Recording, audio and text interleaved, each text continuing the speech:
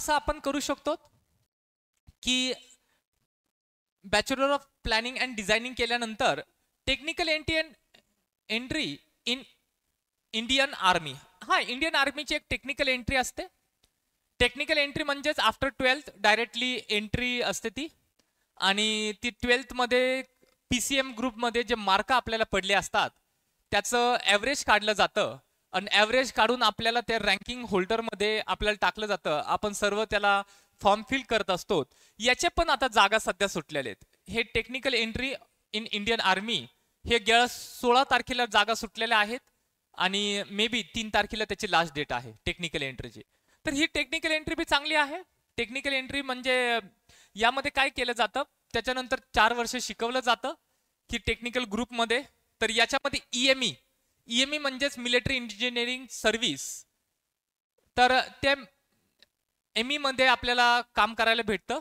हा पण एक चांगला अपॉर्च्युनिटी असते मुलांसाठी ज्यांना म्हणजे इंजिनिअरिंगच करायची पण मेकॅनिकल इंजिनिअरिंग करायची असेल किंवा मेकॅनिकल वर्कमध्ये जायचं असेल तर त्यांना हा technical engineering in army, Indian army हे चांगलं ऑप्शन आहे. आणि आता सध्या त्याच्या जागा सुटलेल्या आहेत. तुम्ही त्याला ट्राय करू शकतात. तर ते पण एक खूप महत्त्वाचे आहे. त्याच्यानंतर तुम्ही ज्यासाठी इथं आलेला आहात त्याच्याकडे नंतर जाऊयात. पहिल्यांदा हे छोटे छोटे ग्रुप मी तुम्हाला सांगतो आणि यानंतर direct second year engineering diploma. शक्यता तरी 12वीचे मुलं कमी जातात याच्यामध्ये. म्हणजेच जे 10th बेसिसवर असतं. 10वी नंतर आपण डिप्लोमाला ऍडमिशन भेटतं आपल्याला. जो इंजिनिअरिंगचा डिप्लोमा असतो त्याला ऍडमिशन घेऊ शकतो 10th बेसिसवर. आणि तो जर पाहिलं गेलं तर एक 3 वर्षाचा असतो. पण आपण काय करतो, जर तुमचं 12th झालं असेल तर त्यामध्ये डायरेक्ट सेकंड इयर ऍडमिशन भेटतं. पण मला नाही वाटत की हे जरा जास्त रिलायबल असेल तुमच्यासाठी, कारण की आपण ऑलरेडी डिग्रीसाठी इलिजिबल आहोत आणि डिप्लोमापेक्षा डिग्री ही कधीही सरस असते, कधीही चांगलंच असते. तर त्याच्यामुळं हा ऑप्शन एवढा काही छान नाहीये. पण तरी काही मुलं याला ट्राय करतात की डिप्लोमाला, ज्यांना डिग्रीला ऍडमिशन भेटत नाही किंवा काही कारणांनी त्यांना असं वाटतं की डिप्लोमाला जाऊयात, मार्क वगैरे काही कमी असतील किंवा काही कारणं असतील तर ते सेकंड इयर इंजिनिअरिंग डिप्लोमामध्ये जातात. पण काही केलं तर हा डिप्लोमा आहे. मी सजेस्ट करत असतो नेहमी की हा डिप्लोमा कोर्स करू नका. त्यानंतर बरेचसे जे बॅचलर कोर्सेस आहेत जसे की तुम्ही पाहताल BCS, bachelor of computer science. सध्याच्या याच्यामध्ये खूप ट्रेंडिंग मध्ये बरेचसे मुलं BCS ला ऍडमिशन घेत असतात, बॅचलर ऑफ कम्प्युटर सायन्स. आणि याला पण आता CET आलेली आहे. याची CET असते प्रत्येक कॉलेजची. न्यूयॉर्क असेल, सारडा असेल हे किंवा नगर कॉलेज असेल, असे कॉलेजेस हे कोर्सेस इथं नगरमध्ये राबवत आहेत. आणि बॅचलर ऑफ कम्प्युटर सायन्स नंतर तुम्हाला मास्टर ऑफ कम्प्युटर सायन्स करावं लागतं. बेसिकली हा बॅचलर ऑफ कम्प्युटर सायन्स हा 3 वर्षाचा कोर्स आहे. तुम्हाला 3 वर्ष त्याला टाइम द्यावा लागतो. त्यानंतर बॅचलर ऑफ कम्प्युटर सायन्सवर तसं पाहिलं तर थोडे कमी आहेत जॉब. तुम्हाला मास्टर ऑफ कम्प्युटर सायन्स करावं लागतं. मास्टर ऑफ कम्प्युटर सायन्स नंतर तुम्हाला इथं अपॉर्च्युनिटी जास्त येऊन जातात. तसंच BCA पण आहे, बॅचलर ऑफ कम्प्युटर ऍप्लिकेशन. आणि हा जो BCA आहे त्याला आता BBSCA, bachelor of computer administration आणि ऍप्लिकेशन्स असं म्हणून त्याला इथे इंट्रोड्यूस होत आहे. तर हे BCS असेल, BBSCA असेल, हे पण कोर्स हे BCS सारखेच आहे. ज्याला BCS ला ऍडमिशन नाही भेटत, आजकाल BCS ला ऍडमिशन भेटणं मुश्किल झालेलं आहे, लवकर भेटत नाही, सीट लवकर फुल होऊन जातात BCSच्या. तर मग हे BBSCA करतात. आणि त्याच्यानंतर एक येतं दॅट इज BSc. आता BSc जो आहे तर BSc मध्ये बरेचसे हे आपल्याला यामध्ये येतं. BSc म्हणजेच bachelor of science. Bachelor of science ही पण एक म्हणजे सायन्सच्या मुलांसाठी एक बेसिक कोर्स आहे बॅचलर ऑफ सायन्स. त्याच्यामध्ये बॅचलर ऑफ सायन्स म्हणजे फिजिक्स असेल, केमिस्ट्री असेल, मॅथ्स असेल, मायक्रोबायोलॉजी असेल, झूलॉजी असेल, बॉटनी असेल, मॅथमॅटिक्स असेल, स्टॅटिस्टिक्स असेल, इलेक्ट्रॉनिक्स असेल, असे वेगवेगळे कोर्सेस आहेत. पण हे जे लोक असतात BSc, हे BSc वाले काय असतात, हे प्लेन BSc असते. प्लेन BSc म्हणजेच आपण तुम्हाला पेशन्स खूप जास्त लागतो यामध्ये. इथे हा जो शेवटचा कोर्स आहे पेशन्स म्हणजे 3 वर्षानंतर इथे नोकरी नाही भेटत. फक्त तुम्ही बॅचलर ऑफ एखाद्या फिजिक्स करता केमिस्ट्री करता नाही होणार, तुम्हाला मास्टर्स करावं लागेल आणि मास्टर्स केल्यानंतर ही बरेचसे तिथं जॉब भेटत नाही. मग त्याला तुम्हाला थोडंसं नरिशिंग लागतं. म्हणजे तुम्हाला एकदम हाय लेवलच्या कॉम्पिटेटिव्ह एक्झाम असतात, जसं नेट असेल, सेट असेल, गेट असेल, पेट असेल, ह्या UPSC लेवलच्या एक्झाम्स आहेत, त्या तुम्ही क्रॅक करावं लागतात. यानंतर ते करता येतं आणि मग त्यानंतरचं लाईफ खूप चांगलं आहे. त्यानंतर ते सायंटिस्ट ॲज अ सायंटिस्ट काम करतात, ॲज अ रिसर्चर काम करतात आणि त्यानंतर काय, त्यानंतर खूप छान. मग ह्या सगळ्यांमध्ये ही स्कीम थोडीशी जास्त भारी पडते. म्हणजे ही जरा जास्त मोठी पोस्ट होऊन जाते BSc, पण तुम्हाला टाइमचं इन्व्हॉल्युशन पाहिजे. बरेचसे मुलं काय असतात, काही वयानंतर म्हणजे अजून 3-4 वर्षानंतर शिकण्याची प्रवृत्ती थोडी कमी होऊन जाते. म्हणजे जी टेंडन्सी ज्याला म्हणतो, आपल्याला लर्न करायचंय, आपल्याला रीड करायचंय, पेपर द्यायचंय, तर ही जी स्ट्रीम आहे BSc वाली, तर ही डॉक्टरेट वगैरे होण्यासाठी थोडासा टाइमच लागतो. बेसिकली जरी तुम्ही म्हटलं तर BSc ला 3, MSc ला 2, नेट सेट जर झालाच लवकरात लवकर तर 2-3 वर्ष ते, आणि त्यानंतर PhD वगैरे, तर एक करिअरचे 10-12 वर्षानंतर लाईफ सेटल असते. पण ही जरा जास्तच याच्यामध्ये रिलायबल असते.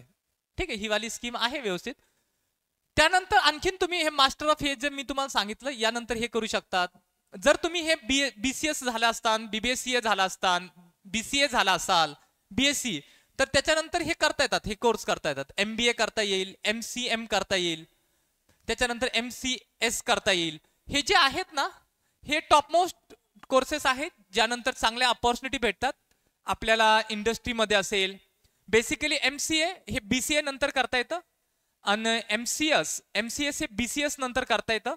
त्या BBA वाल्याला हे MCM करता येतं किंवा MBA करता येतं. हे MBA बेसिकली ह्या सगळ्यांना करता येतं, MBAच आहे. मग MBA हे वेगवेगळे आहेत, कोणत्या इन्स्टिट्यूट मधून करतात ते खूप गरजेचं आहे. त्याच्यानंतर तुम्ही आणखीन एक आपल्याला सायन्सच्या मुलांना हे आहे, that is a hotel management degree. म्हणजे हॉटेल मॅनेजमेंट मध्ये पण आपल्याला तिथे अपॉर्च्युनिटी आहे. तुम्ही आताही हॉटेल मॅनेजमेंटचा कोर्स करू शकतात. बेसिकली 3 वर्षाचा कोर्स आहे, न्यूयॉर्क मध्ये आहे, ते पण एक चांगलं आहे. आणि एवढे सर्व तुम्ही कोर्स तुम्हाला माहित पाहिजे की म्हणजे आज ह्या क्षणीपासून तुम्ही यामधला कोणताही कोर्स करू शकतात. तुम्ही NDA ला जाऊ शकतात, त्याची प्रॅक्टिसिंग चालू करू शकतात. तुम्ही आर्किटेक्ट करू शकतात, त्याच्यासाठी तुम्ही प्रिपरेशन करू शकतात. आता सध्या आपण जे पाहणार, त्याच्यानंतर bachelor of planning and designing पाहणार. टेक्निकल एंट्रीचे विषय आपण विचार करू शकतो. BE असेल, BTech असेल, याच्याविषयी तुम्ही हे करू शकतात. सेकंड इयर डायरेक्ट एंट्री आहे, ही एक अपॉर्च्युनिटी आहे. BCS असेल, BBSC असेल, त्याच्यानंतर BCA असेल, BSc असेल, हे सर्व काही करू शकतात. किंवा हॉटेल मॅनेजमेंट करू शकतात. हे हॉटेल मॅनेजमेंट जर म्हटलं तर हे आर्ट्स आणि कॉमर्सचे मुलं जरा जास्त चांगले करतात, कारण की हे त्यांनाही करता येतं हॉटेल मॅनेजमेंट. आणि हॉटेल मॅनेजमेंट म्हणजे ऍक्च्युली ते आर्ट्स वाले तर ते कला त्यांच्यामध्ये असतेच, तर एखादी डिझाईन कशी बनवायची, काय कसं करायचं, ते जास्त रिलायबल असतात. तर कधी कधी सायन्सचे मुलं हे जास्त इकडे चलत नाहीत, पण कधी कधी हॉटेल मॅनेजमेंट मध्ये ऍज अ मॅनेजर वगैरे ही पण चांगलं एक अपॉर्च्युनिटी असते, तसं तुम्ही ट्राय करू शकता. आणि फायनली आपण इथे येतो, that is our regarding a CET. बरं, ही जी CET तुम्ही देत आहात, आता तुम्ही जे MS CET साठी आहात, तर ही जी CET एक्झाम आहे, ह्या एक्झामला क्रॅक करून तुम्ही काय काय करू शकतात ते तुम्हाला लक्षात घेणं हे गरजेचं आहे. तर बेसिकली हा जो कोर्स आहे ना, आर्किटेक्ट, ह्या आर्किटेक्ट साठी तुम्ही अप्लाय करू शकतात. याचं जे फॉर्म फिलिंग आहे, याचा कोर्स आपल्याला तुम्ही करू शकतात. म्हणजे हा कोर्स किंवा याच्यासाठी अप्लाय करणं हे करू शकतात. हे CETच्या बेसिसवरच भरले जातं जागा. CETच्या बेसिसवर ही जागा भरली जाते. CETच्या बेसिसवर BTech ह्या जागा भरल्या जातात. पण याचा फॉर्म हा वेगळा सुटतो, याचा फॉर्म हा वेगळा सुटतो. हा BE असेल किंवा BTech असेल, हे BE आणि BTech याचा फॉर्म एक वेगळा सुटतो, ह्या CETच्याच परीक्षामधून भरला जातो. आणि हा जो आहे CETचाच असतो, पण एक वेगळा फॉर्म भरला असतो, त्याच्याने हे आपल्याला हे करता येतं. त्याच्यानंतर हे जे CETचं हे करून तुम्ही BCS ची जी एंट्रन्स आहे, BCS असेल, BBSC असेल, BSc असेल, याच्या जे एंट्रन्स एक्झाम आहेत त्या तुम्ही अटेम्प्ट करू शकतात. म्हणजे हे बेसिकली आपल्याला 3 एक्झाम्स तुम्हाला देता येतील. That will be this one, B architect, B BTech आणि BCS BBSC ते. प्लस तुम्हाला हे जे NDA ना, ह्या NDA ला पण तुम्हाला अटेम्प्ट करता येईल. आपला पोर्शन बरचसा काही याच्या संग मॅच करतो, किंवा हे टेक्निकल एंट्री आहे त्याच्या संग पण खूप काही मॅच करत असतो. तुम्ही याला हे करू शकतात म्हणजे. आणि याच्यासाठी कोणतंही एंट्रन्स एक्झाम नसते, हे डायरेक्ट आहे. तुम्हाला 12वी मध्ये किती मार्क आहेत त्या बेसिसवर तुम्हाला bachelor of planning and designing हा कोर्स करता येतो. फर्ग्युसन कॉलेजमध्ये आहे, SP कॉलेजमध्ये आहे, अशा वेगळ्या वेगळ्या कॉलेजमध्ये तुम्हाला पाहायला भेटेल. बरं, आता आलो आपण that is BE and BTech. ज्या कोर्ससाठी तुम्ही इथं आलेला आहात, जे तुम्हाला इथून पुढे करायचं आहात त्यासाठी तुम्ही इथं आहात, ते सगळ्यात महत्वाचं म्हणजेच BE, bachelor of engineering and bachelor of technology, BTech. तर त्यातल्या त्यात BE पेक्षा BTech थोडासा सरस आहे, हे गोष्ट आपल्याला लक्षात घेतली पाहिजे.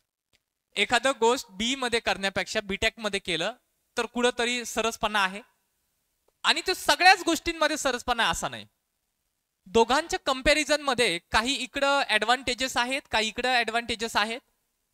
तर आपण त्याला कम्पेअर करू शकतो आणि आपल्यासाठी कोणतं बेटर आहे ते आपण तिथे पाथ निवडू शकतो.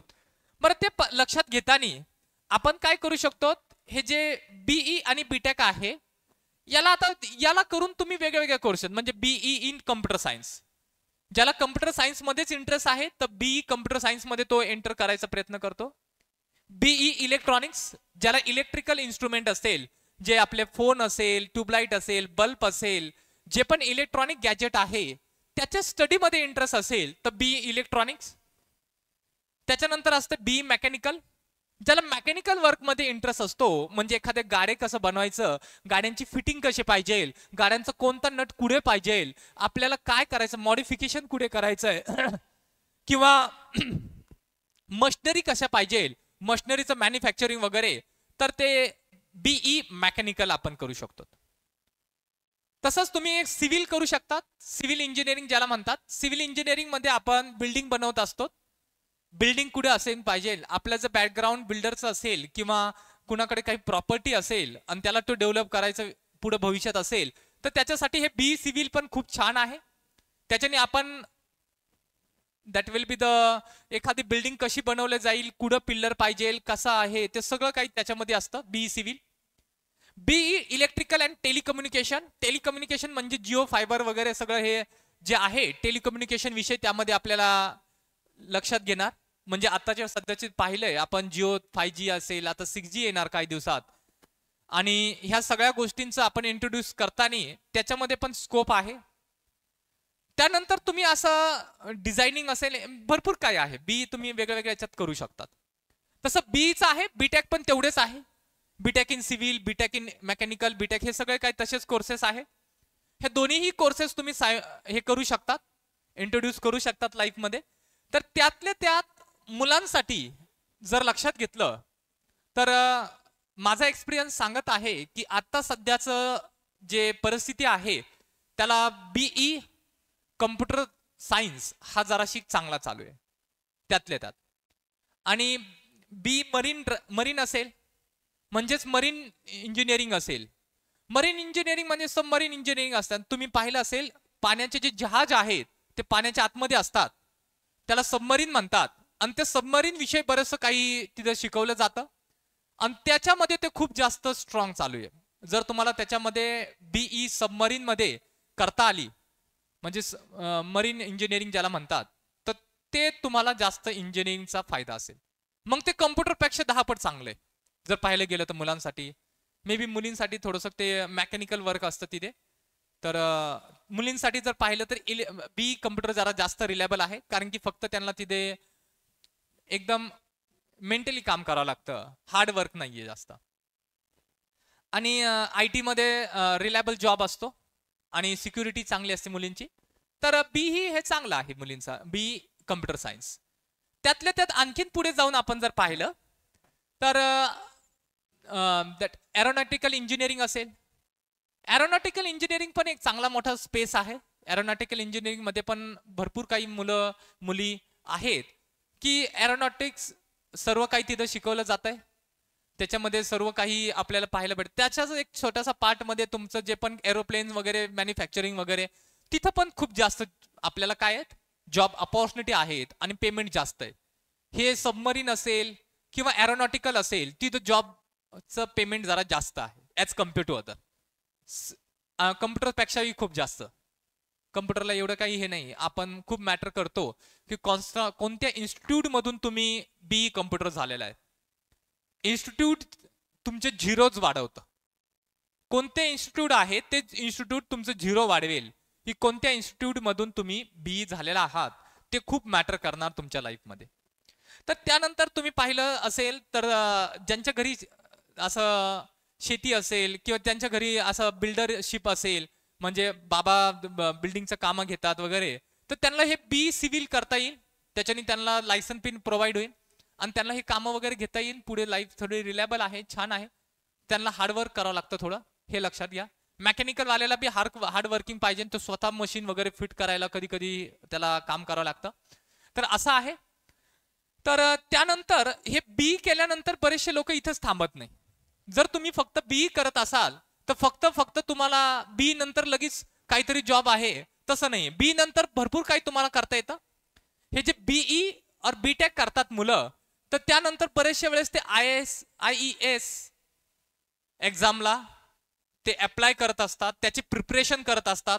तर त्याला ते रेल्वेची हे जे बी असेल, हे बी मधले जे बरेचशा मुलांना इथे अपॉर्च्युनिटी चांगली असते रेल्वेजमध्ये किंवा that will be the public, आपलं जे पब्लिक सेक्टर आहे तिथे पण तुम्हाला IES असे जॉब्स खूप ओरिएंटेड आहे.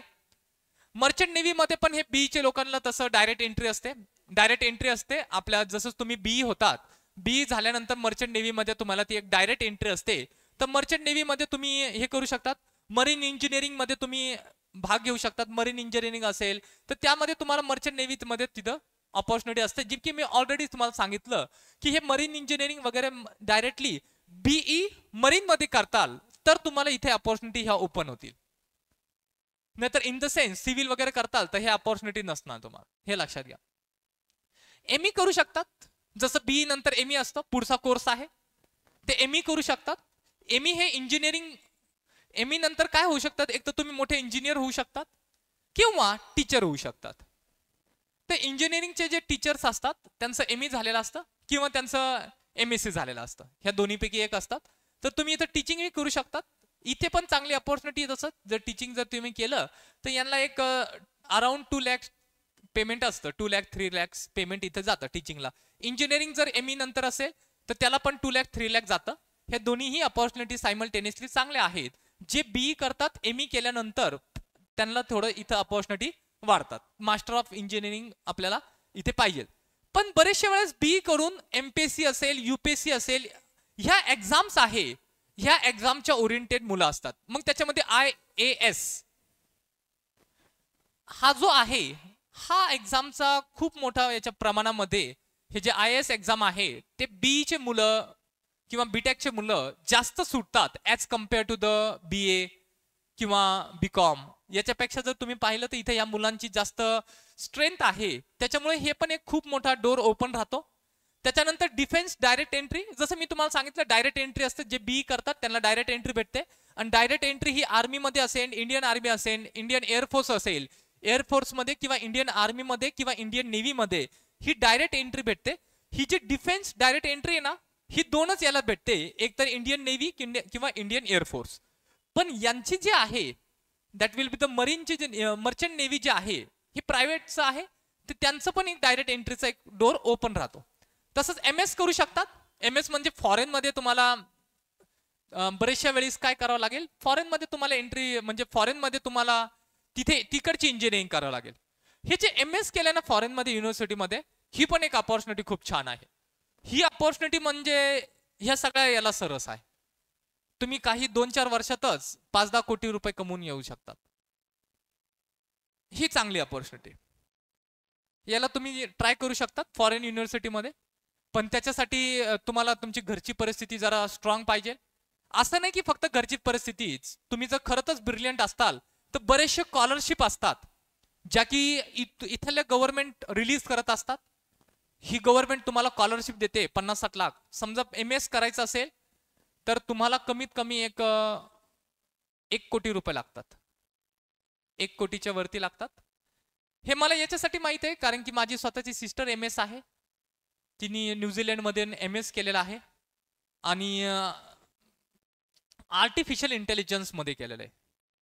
आणि MS केल्यानंतर खरखर एक दिसतं, एक चेंज झालेलं माणूस दिसतं. 1 वर्षाच्या आतमध्ये तिने एक 5 कोटीचं घर आणि एक ऑडी आणि एक BMW घेतली 1 वर्षाच्या आतमध्ये. तर बाकीचं तर गणित आपण लावू शकतो. म्हणजे जर MS केलं असेल तर त्यातल्या त्यात MS कशामध्ये करतात ते लय गरजेचं आहे. आता तिने तर ते आर्टिफिशियल इंटेलिजन्सी भारतामध्ये आत्ताच आलंय, तिकडे खूप म्हणजे एक 5-6 वर्षापूर्वीच इंट्रोड्यूस झालेलं आहे आणि ते आर्टिफिशियल इंटेलिजन्सी मध्ये केलेलं आहे. पण हे पण तुम्ही हे करू शकतात, याला तुम्ही इग्नोर नाही करू शकत. याच्यामध्ये काय की समजा कुणाकडे पैसा नसेल तर इंडियन गव्हर्नमेंट देते. बरेचसे असे इन्स्टिट्यूट आहेत जे तुम्हाला बरोबर काय करतात, तिथे तुम्हाला पार्ट टाइम जॉब पण हे करून देतात. म्हणजे तुम्ही एकतर पार्ट टाइम जॉब करा आणि तुमची फी भरा, असंही करू शकतात. तिकडे करन्सीचं एवढं काही नाही, तिकडे होऊन जातं ते सर्व मॅनेज. म्हणजे असं नाही की आपली घरची परिस्थिती नाहीये तरी इकडे जाऊ शकत नाही. डोर हे ओपन आहेत जे मुलं हुशार आहेत त्यांच्यासाठी. कारण की हे MS साठी काही कॉम्पिटिटिव्ह पहिल्यांदा इथले काही एक्झाम्स असतात, त्या एक्झाम्स तुम्हाला क्रॅक करावं लागतात. म्हणजे त्यांची इंग्लिशची एक्झाम असते, तुम्हाला इंग्लिश त्यांच्या याच्यामध्ये आली पाहिजे, तेवढ्या स्ट्रेंथची आली पाहिजे. त्या एक्झाम्स असतात, त्या देशामध्ये तुम्ही राहण्याच्या काबिल पाहिजे त्या एक्झाम्स असतात आणि त्यानंतर ते तुम्हाला तिकडे बोलवतात. तर ते काही एक्झाम झाल्यानंतर इथे MS करू शकतात. ही पण एक चांगली अपॉर्च्युनिटी आहे आणि शॉर्ट टर्म मध्ये हेवी मनी कमावण्याचा अपॉर्च्युनिटी आहे. हे MBA हे बरेचसे BTech झाल्यानंतर ज्याला जॉब नाही भेटत ना ते MBA करतात. बरेचशा वेळेस काय होतं की इथं लगेच तुम्हाला जसं पाहिजे तेवढ्या स्ट्रेंथचं काही भेटत नाही, मग MBA ला तुम्ही इंट्रोड्यूस होतात. आणि MBA तिथं तुम्ही हे झाल्यानंतर MBA झाल्यानंतर काही कंपनीमध्ये वेगवेगळ्या प्रकारचे जॉब भेटतात. बरेचशा BE झाल्यानंतर ज्याला BE ला ऍडमिशन होत नाही किंवा BTech झाल्यानंतर ME ला ऍडमिशन होत नाही तर ते इकडे येतात MTech करायला. BTech वाले तर MTechच करतात. BTech झाल्यानंतर MTech कधीही भारी आणि जास्त अपॉर्च्युनिटी असतात. आणि MTech जर करत असाल तर तुम्ही IIT मधून करा. IIT मधून MTech करताल तर कमीत कमी तुम्हाला पॅकेज हे 60 लाख 70 लाख 80 लाख पर इयर तुम्हाला भेटून जाईल.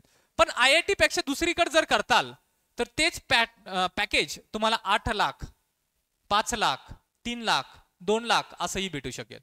तर हे कुठून करतात ते मॅटर करतं. MTech IIT मधून जर करताल तर डायरेक्ट 60-70 लाखाचं भेटून जाईल पॅकेज. त्याच्यानंतर BSc स्टॅटिक्स टू बिकम, हा नाही हे काही कामाचं नाही, हे तर सांगत असतं. तर एवढे अपॉर्च्युनिटी तुम्हाला आहे, तुम्हाला हे माहित पाहिजे तुम्ही काय काय करू शकतात. आता तुम्ही एकच फॉर्म फिल केला असेल, मला जेवढं तुमचं नॉलेज आहे ते आहे CETचं. तुम्ही CETचा फॉर्म फिल केलाय आणि CETचा फॉर्म हा इथला फॉर्म आहे B. एक तर BE करू शकतात किंवा BTech करू शकतात. यातले BE आणि BTech मध्ये बरेचसे वेगवेगळे आहेत. आता हे BE तुम्ही करतात किंवा BTech करतात हे लय मॅटर करतं तुम्ही कोणत्या कॉलेजमधून करतात. VIT असेल, NIT असेल, CCI असेल, पुणे इंजिनिअरिंग कॉलेज असेल, PUC असेल, त्याच्यानंतर ISKCON असेल, त्याच्यानंतर आपलं जे IIT असेल, IIM असेल, VVIT असेल, IIIT असेल, हे जे they are the top most colleges of the Maharashtra और आर इंडिया. तर यापैकी कुठेही ऍडमिशन झालं तर तुमचं पॅकेज 50 लाखाच्या वरती असेल हे लक्षात ठेवा. स्टार्टिंगच 50 लाखांनी होईल, पण याच्यामध्ये तुमचं ऍडमिशन झालं पाहिजे. जसं तुम्ही पाहिलं असेल की आपले CET देऊन कोणते कोणते ऍडमिशन VIT मध्ये. VIT हे खूप छान आहे मुलींसाठी, स्पेशली फक्त मुलींचं आहे ते. ISKCON college of Pune special girls साठी आहे आणि सगळ्यात जास्त तिथं पॅकेज भेटतं. त्याच्यापेक्षा जास्त पॅकेज मुलींना कुठंच नाही. तर ISKCON कॉलेज असेल, VVIT असेल, VIT असेल, NIT असेल, ISM असेल, MIT असेल, दॅट इज अवर PUC असेल, COP असेल, हे जे कॉलेजेस आहेत ते तुम्हाला माहीत पाहिजे. आता तुम्हाला ते फॅमिलियर झाले पाहिजे, कारण की काही दिवसात, नॉट अ वर्ष, एक महिना 2 महिन्याच्या आतमध्ये तुम्हाला याची गरज पडणार आहे. आणि एवढं काही हे नाहीये की तिथं नंबर लागतच नाही. आपल्या इथले कमीत कमी दरवर्षी एक 20 ते 25 मुलं तिथे लागतात, त्यांचं ऍडमिशन होतं ह्या कॉलेजेसमध्ये. पण ते तुम्ही खूप जास्त ऍक्टिव्ह राहिले पाहिजेत. एक आणखीन सल्ला देईन मी की तुमचं म्हणजे आता हे CET हे झाल्यानंतर ज्यावेळेस तुम्ही फॉर्म फिल करणार, तर ज्या माणसाला माहीत असेल कोणतं कॉलेज कसं आहे, कोणत्या कॉलेजला आपल्याला अप्लाय करायला पाहिजे, तर हे आहे, एवढे अपॉर्च्युनिटी आहे, एवढं सर्व काही तुम्ही करू शकतात 12वी नंतर. तर आता जर तुम्हाला खूप कमी टाइम असेल, म्हणजे कोणत्या मुलांना माहीत असतं की आपण जास्तीत जास्त आपल्या घरची परिस्थिती काय एवढी नाही, आपण 3 वर्ष 4 वर्षानंतर आपल्याला शिकवायचं. कधी कधी माहित असतं आपलं लग्न, एक मुलीला लक्षात येऊन जातं की आपल्या घरचे लवकर लग्न वगैरे काही आहे, तर 3 ते 4 वर्षामध्ये काही एक चांगला कोर्स करायचा आहे. तर त्याच्यासाठी हे BE चांगलं. एक शॉर्ट टर्म मध्ये एक हेवी कोर्स होऊन जातो BE, आणि चांगल्या इन्स्टिट्यूट मध्ये केलं तर चांगलं कॉलेजेस पण भेटतात, किंवा चांगलं तुम्हाला पुढचं अपॉर्च्युनिटी पण छानपैकी भेटून जातं. पण त्याच्यासाठी हे बी चांगलं आहे, किंवा BCS चांगलं आहे, BBSCA चांगलं आहे, BSc चांगलं आहे. जर पाहिलंच तर एकदम लगेचच्या लगेच कुणाला जर अभ्यास, म्हणजे लगेचच्या लगेच नोकरी करायची असेल, लगेचच्या लगेच पैसा पाहिजे नसेल, ज्याला दमच नाहीये, घरची परिस्थिती चांगली नाही पण हुशार आहे, त्याच्यासाठी बेस्ट ऑप्शन आहे NDA. NDA is the best option. पण ह्या NDA ला तुम्ही थोडेसे ब्रिलियंट पाहिजे. मी हे यासाठी सांगतो की मी स्वतः CDS क्रॅक आहे, combined defence service, 2017 Bhopal 21 Mac, तिथे माझं झालं सिलेक्शन. तुम्हाला याच्यामध्ये बरेचशा मुलांना माहीत असेल की I am selected in Indian army as a officer. पण काही कारणाने आपल्या वैयक्तिक याच्याने गेलो नाही मी, मला नाही आवडलं, म्हणजे प्रत्येकाचा वेगळा व्ह्यू आहे. तर माझं नेट क्रॅक होतं, सेट होतं त्यावेळेस दरम्यान, त्यावेळेस मग इकडं मी ह्या क्षेत्रामध्ये आलो. पण त्यांच्यासाठी हे आहे NDA सोपं आहे, CDS एवढं काय अवघड नाही. भला म्हणजे आता सांगायचंच गेलं तर मी हे 4-5 वेळेस दिलेलं आहे NDA. पण त्यावेळेस मुलं काय असतात, तेवढे जास्त मॅच्युअर नसतात किंवा तेवढे जास्त सिरियस नसतात. हे सिरियसली अभ्यास केला तर जास्तीत जास्त 2 किंवा 3 महिन्यामध्ये ही 100% क्रॅक होणारी एक्झाम आहे. तुम्हाला लगेचच्या लगेच पाहिजे नसेल तर NDA करू शकतात. हे CET जे चाललंय ना आपलं, त्याचंच अर्ध सिलेबस असतो, त्यामध्ये फिजिक्स, केमिस्ट्री, मॅथ्स तेच आहे सगळं. फक्त तुम्हाला काय एक GKचं पाहावं लागतं आणि FT वगैरे थोडंसं तुम्हाला तिकडे लक्ष द्यावं लागतं. आणि बाकीचे जर हॉटेल मॅनेजमेंटला नाही सल्ला देत मी, ही इंडियन टेक्निकल एंट्री आहे, ही बी चांगली आहे. Technical entry in Indian army, technical entry असते आणि टेक्निकल ग्रुप असतो, म्हणजे हे आर्मी मधलाच जॉब आहे, पण टेक्निकल याच्यामध्ये म्हणजे फील्डवर नाही येतो तो. म्हणजे गाड्या, आर्मी मधल्या गाड्या असतील किंवा टँक असेल किंवा काही हेलिकॉप्टर वगैरे असतील, तर त्यांच्यासाठी तर वेगळे, सॉरी, तर ते नीट करण्यासाठी, त्याला व्यवस्थित करण्यासाठी हा वाली एंट्री आहे टेक्निकल एंट्री. मुलींना नाही आहे ती एंट्री सध्या, ती मुलांसाठीच आहे टेक्निकल एंट्री. तर तिथे हे करू शकतात. असं आहे सर्व अपॉर्च्युनिटी. आणि पुढे आपण जातो. आता इथे येतो की तुम्ही ज्या कोर्ससाठी अप्लाय करत आहात, तो कोर्स नेमका कसा रन होत आहे, त्या कोर्स मधला जो एक्झाम तुम्ही देणार आहात, ती एक्झाम कशा पॅटर्न मध्ये आहे, ते आपल्याला इथं लक्षात घेणं खूप गरजेचं आहे. याच्यामध्ये 3 पेपर असतात, पेपर 1, पेपर 2 आणि पेपर 3. तुम्हाला इथे बायोलॉजी कुणालाच नाहीये, मीन्स हा पेपर 3 तुम्ही भरलाच नसेल. तुम्ही फक्त अप्लाय केला असेल पेपर 2 आणि पेपर 1 ला. फर्स्ट हा कंपल्सरी असतो आणि 2 आणि 3 मध्ये चॉईस असते. तुम्हाला 2 भरायचं तर 2 भरा किंवा 3 भरा, काही हे नाही, किंवा दोन्हीही भरू शकतात. बरेचसे मुलं असेही असतात, ते 1st, 2nd, 3rd हे तिन्ही पेपर देतात, म्हणजे ते मेडिकल पण करतात आणि नॉन मेडिकल पण करतात. असतो कुणाकुणाचा ग्रुप PCMB वाला, तर ते करू शकतात हे तिन्ही पण. पण PCM असेल तर तुम्हाला 1st आणि 2nd हा ग्रुप, हा जो पेपर 2nd आहे, हा पेपर 2nd हा आपल्याला कॉमन असतो. फिजिक्स आणि केमिस्ट्रीवाला पेपर सेकंड हा कॉमन असतो आणि पेपर 1 जो आहे तो मॅथमॅटिक्सचा आहे आणि पेपर 3 जो आहे तो बायोलॉजीचा आहे. तर असं आपण लक्षात घेतो. फर्स्ट आणि थर्ड, सॉरी मी एक चुकीचं बोललो, फर्स्ट आणि थर्ड पेपर आहे त्यामधून तुम्हाला चॉईस असते. एक तर पेपर फर्स्ट द्या किंवा थर्ड द्या किंवा दोन्हीही देऊ शकतात.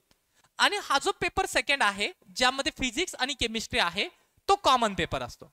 तो यामध्ये कॉमन पेपर आहे. तर लक्षात घेऊयात यामध्ये.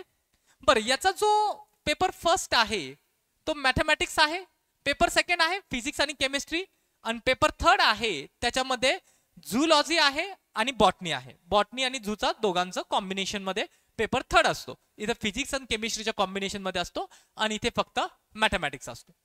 जर पाहिलं तर मॅथ्स मध्ये जर तुमचं पाहिलं तर मॅथ्स मध्ये जे क्वेश्चन्स येतात number of multiple choice question, MCQ question असतात. एमसीक्यू क्वेश्चन जे आहेत हे जे एमसीक्यू क्वेश्चन तुम्ही पाहतात क्लास 11 चे ते 10 क्वेश्चन असतात आणि क्लास 12 चे ते तुम्हाला इथे 40 क्वेश्चन असतात. 40 आणि 10 असे 50 क्वेश्चन तुम्हाला अटेम्प्ट करायचे असतात आणि प्रत्येक क्वेश्चन हा 2 मार्कासाठी इथे स्टँड करून.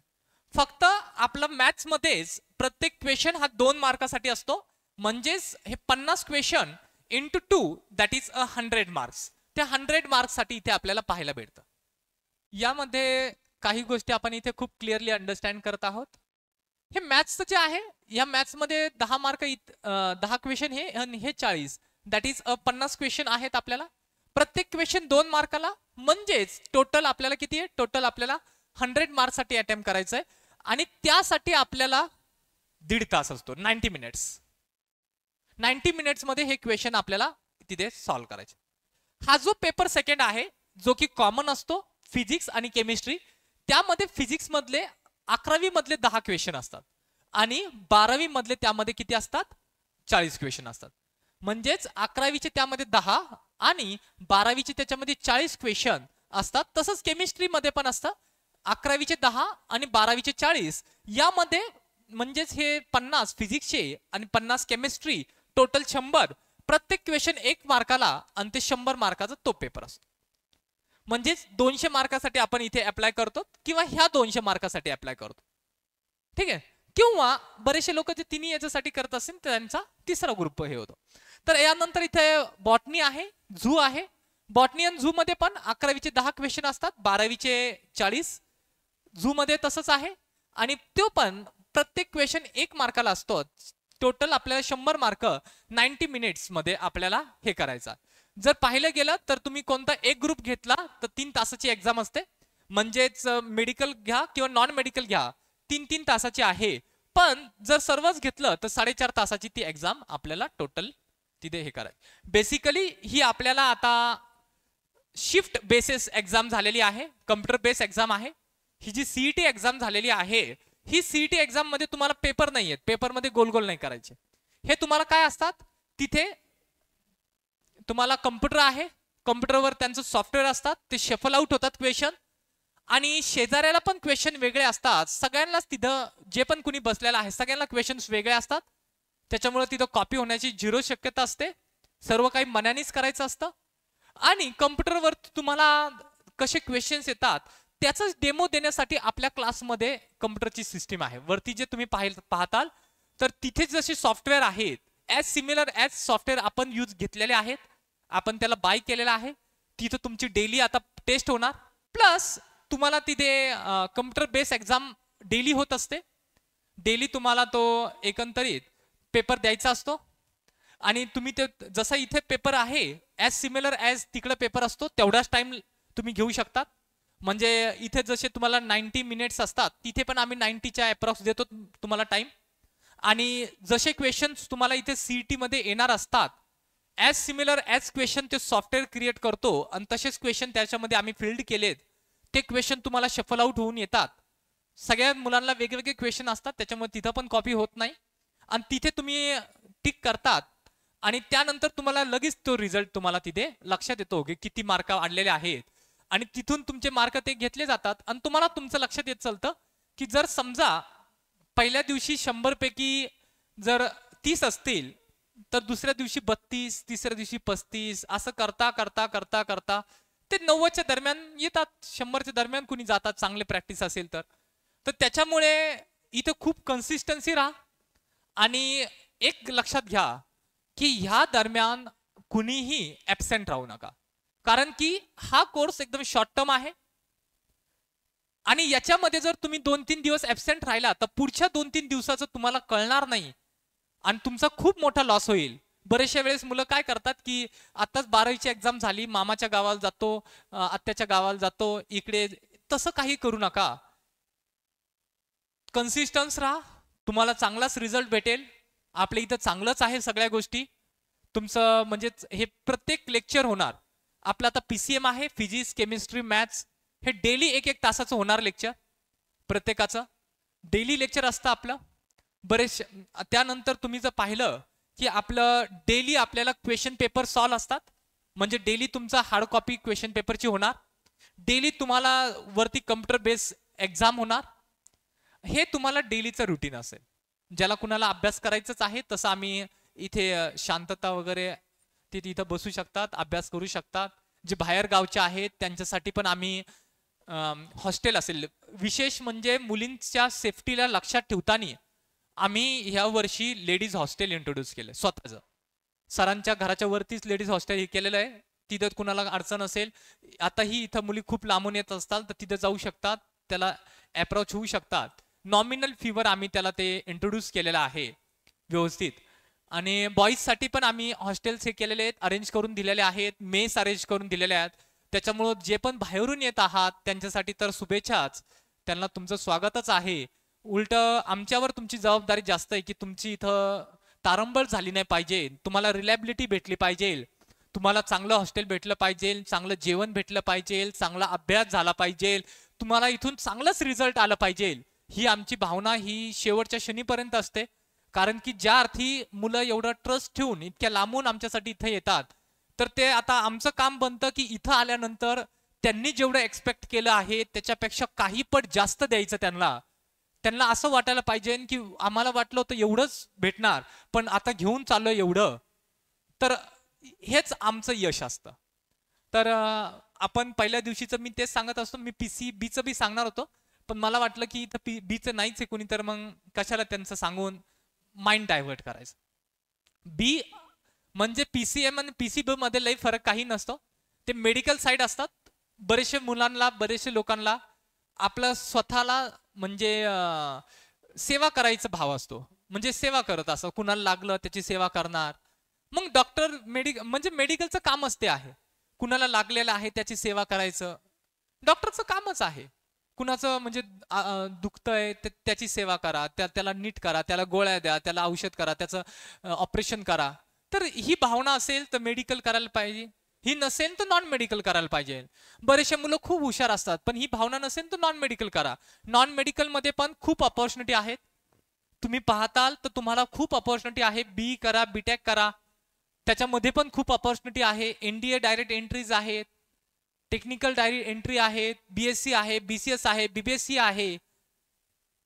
तुम्ही अशा ह्या मल्टिपल एंट्रीज आहेत. डिझायनिंगचे कोर्सेस वगैरे तुम्ही करू शकता इंट्रोड्यूस. तर एक लक्षात ठेवा, तुम्ही याला तर अप्लाय केलेलं आहे.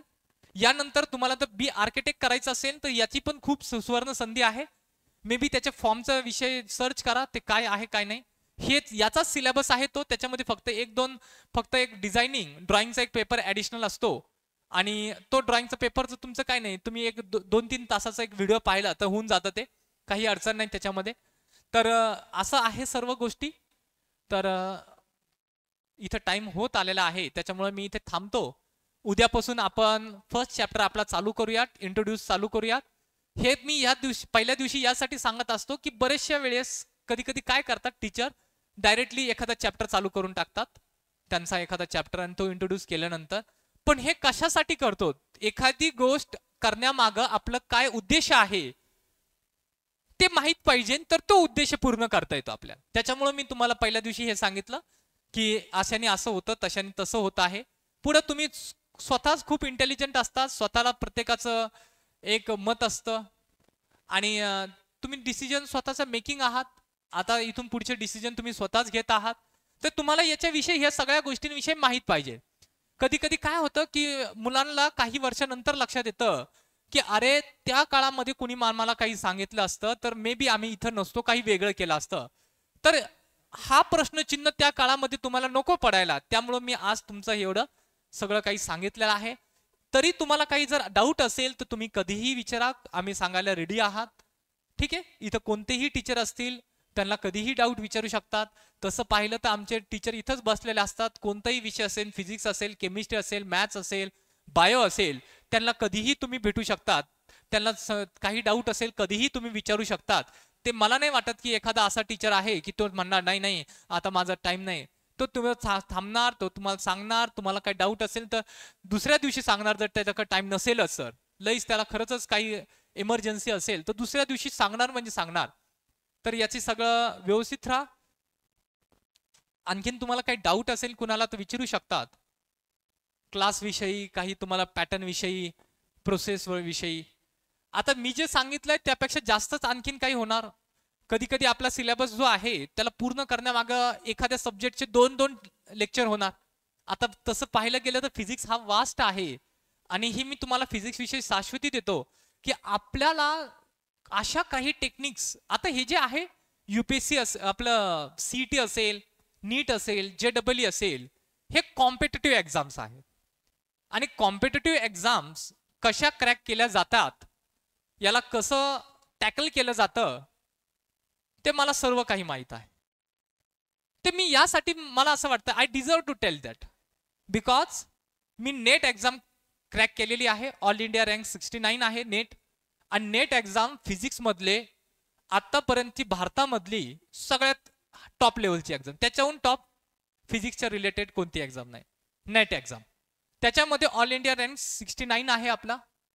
म्हणजे कोणत्या क्वेश्चनला काय ट्रिक वापरायची, कसं विचार करायचा, एखादा क्वेश्चन 10 मिनिटामध्ये नाही त्याला 1च मिनिटात कसं सॉल्व्ह करायचं, ते आपण इथे काय करतो सांगतो, ते आपण इथे क्रॅक करतो. आणि त्याच तर गोष्टी आपल्याला डिफर करत असतात. तसंच गेट एक्झाम असेल, ऑल इंडिया रँक आपला त्यामध्ये चांगला आहे, आय थिंक 89 रँक आहे. पेट एक्झाम असेल, ऑल इंडिया रँक 13 आहे. हे जे एक्झाम्स आहेत ह्या टॉपमोस्ट एक्झाम, इंडियातल्या फिजिक्स विषयामधल्या टॉपमोस्ट एक्झाम्स, त्याच्यामध्ये आपण रँकिंग केलेली आहे. आपल्याला माहित आहे की ह्या एक्झाम कशा क्रॅक करतात. आणि फिजिक्सचा मी विद्यार्थीच आहे आणि मरेपर्यंत विद्यार्थीच राहील, पण तरी मला त्याचं जे 0.0001% जो नॉलेज आहे ते मी तुम्हाला चांगलं नरिश करून देणार, त्याच्याविषयी तुम्हाला सांगणार. कुठेही अडचण आली तर तुम्हाला सर्व काही आपण फॉलो करा. येते लक्षात? ठीक आहे, आपण इथे थांबतो. तुम्हाला सर्वांना शुभेच्छा.